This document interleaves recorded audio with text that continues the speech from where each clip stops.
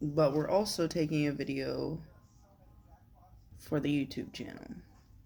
So right now I'm making a poll. Do you know what borderline personality disorder is? And I'm making the options. Heard of it? Kinda. Yes. Or no. Ah! I don't know what I hit on the computer. I just want to press no. Oh, I don't know what you are.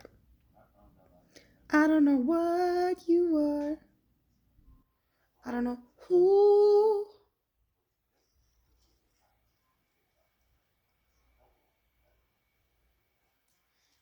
No will be another option.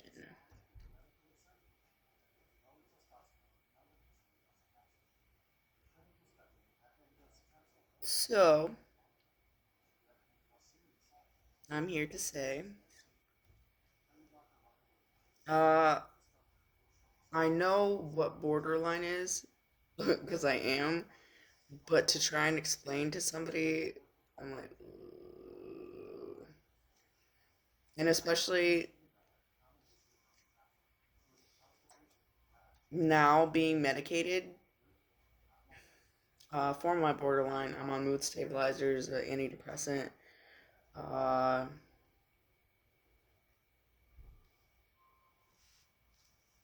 Borderline personality disorder characteristics.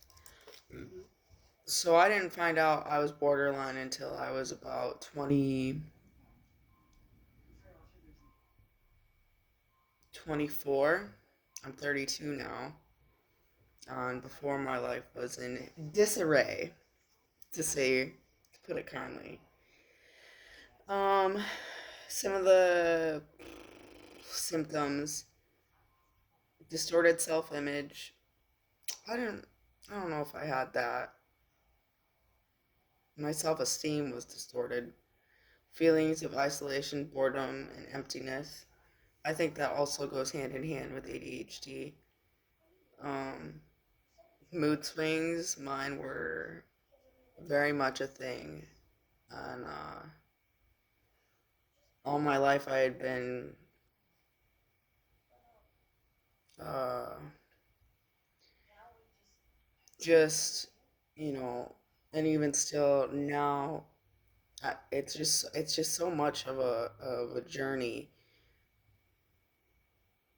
to once be an angry person, and I still, have my moments, but they aren't like they were before I got on an antipsychotic. Um, and I didn't even know Abilify was an antipsychotic. Um, to try and go back and put myself in that place again is hard. Uh, because it was just such a big part of my life, and now I feel for the past, let's see, I think I've been on it for maybe September, October, November, December.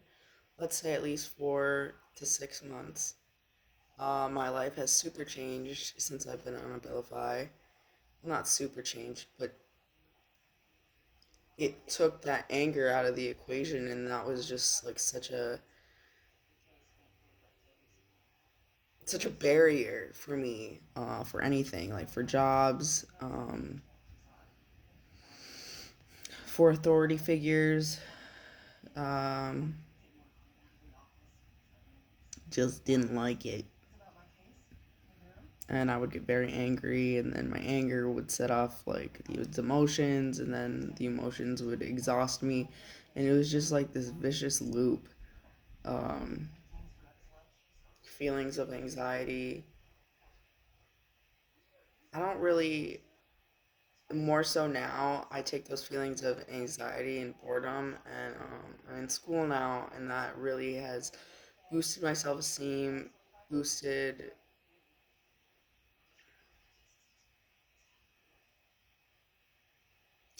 boosted my self esteem, my confidence,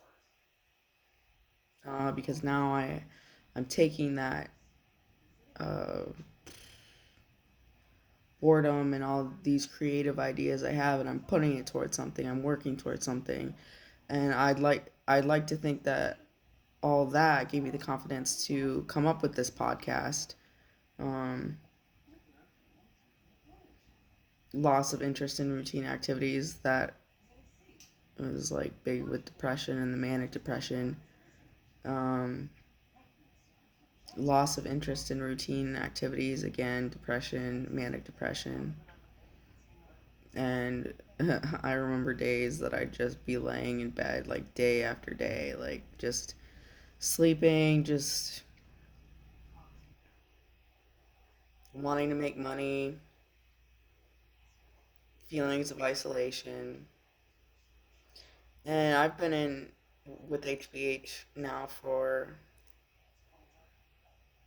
Violet was born in 2017, and that's when I really started. I didn't realize I had borderline because I didn't know it was a thing. I thought I was just, bipolar.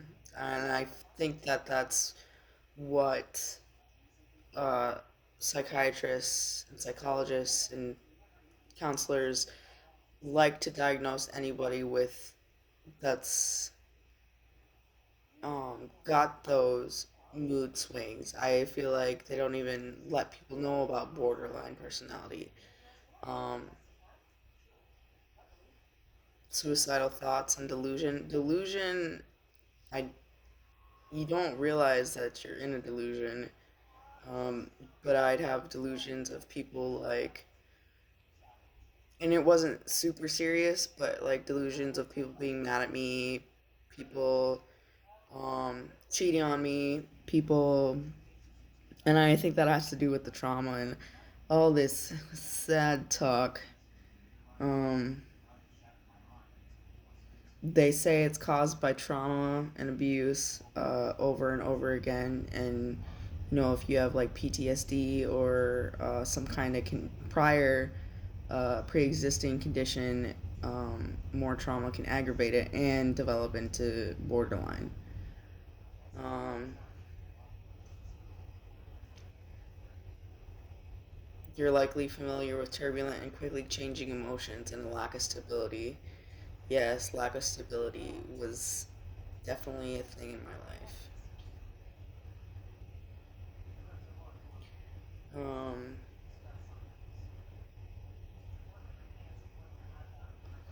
I'm glad that I was so young when I came across it, and actually, how I came across that, like, I diagnosed myself borderline first. I was in this online support group because I was just in Pennsylvania living by myself with Violet. She was just a baby, and I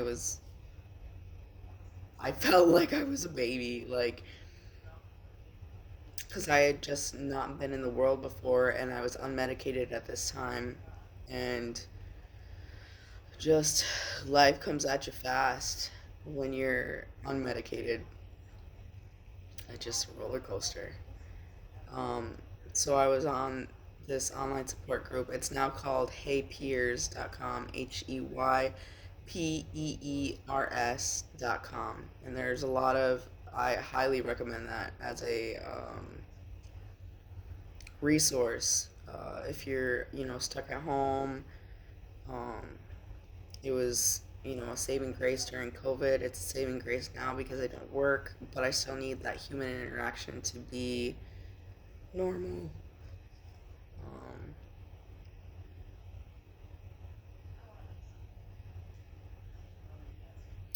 a lot of instability with my relationships. Um, Thankfully now, a lot of the people that stuck by uh, grew to understand that that wasn't me. It was me, but that was the untreated me. And for so fucking long, I was just like, why can I just not get a hold of my anger?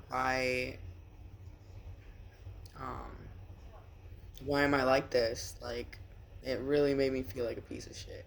But I'm super not. Like, now I know that, like, my confidence is pretty high. Um, now I'm making this podcast, and I know that, or I realize that being comfortable in who you are is a big thing you gotta have. Um, Making a podcast, and yes, that is a fucking stick, because I make these.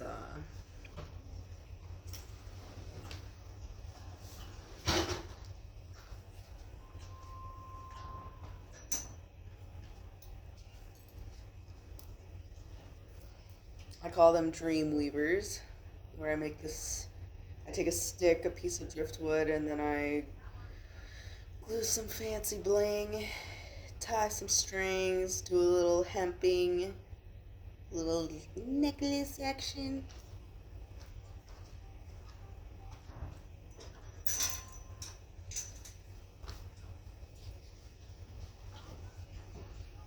And I hope to be doing this for. Well, I know I'm gonna be doing borderline personality all my life. Um, in the 7 years it's gotten. I've been pretty serious about my mental health since 2017. 2019, I moved back up to Michigan.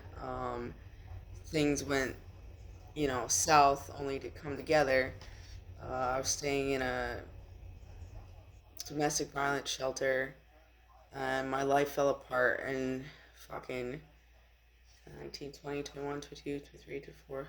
6 years later, I'm coming up. Um, Happy to be doing this podcast, and for like I being borderline, you constantly got to watch yourself, like because I started getting into this podcast, and I started getting manic about it, and I just wanted to be creative, and so then I started buying all this equipment. I bought, oh,